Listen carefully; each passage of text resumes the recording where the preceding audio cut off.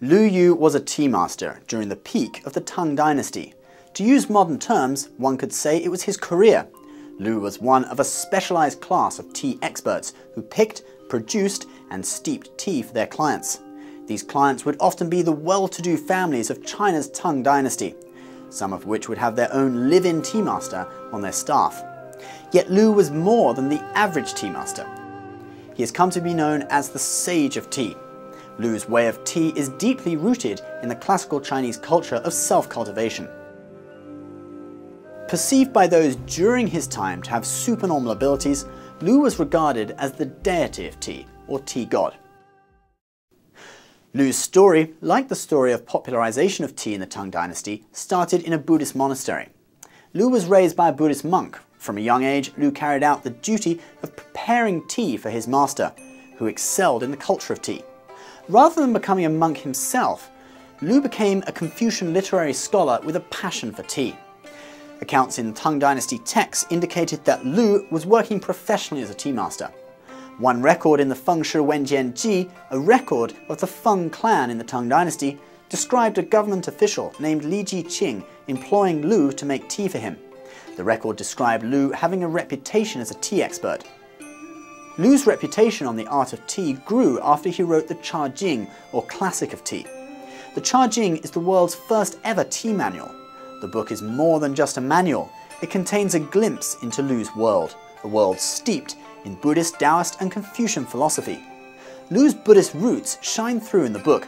Lu's life consisted of long periods of time alone in the mountains, traditionally the dwelling places of Buddhists and Taoist immortals.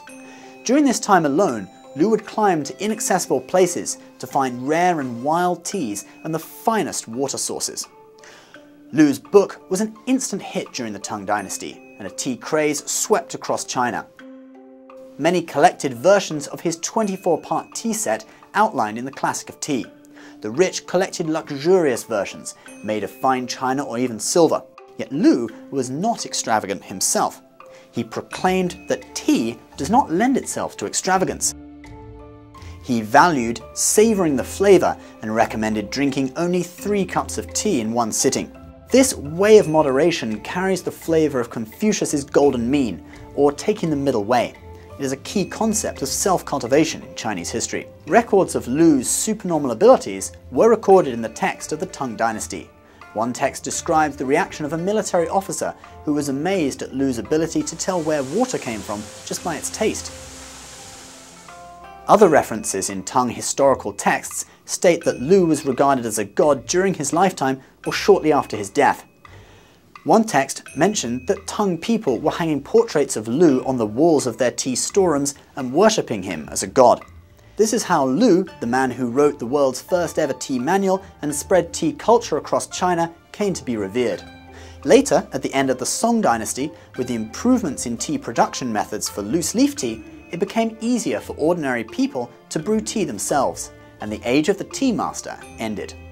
But Lu Yu would forever be immortalized as the sage of tea, and remains the most important historical figure in traditional Chinese tea culture.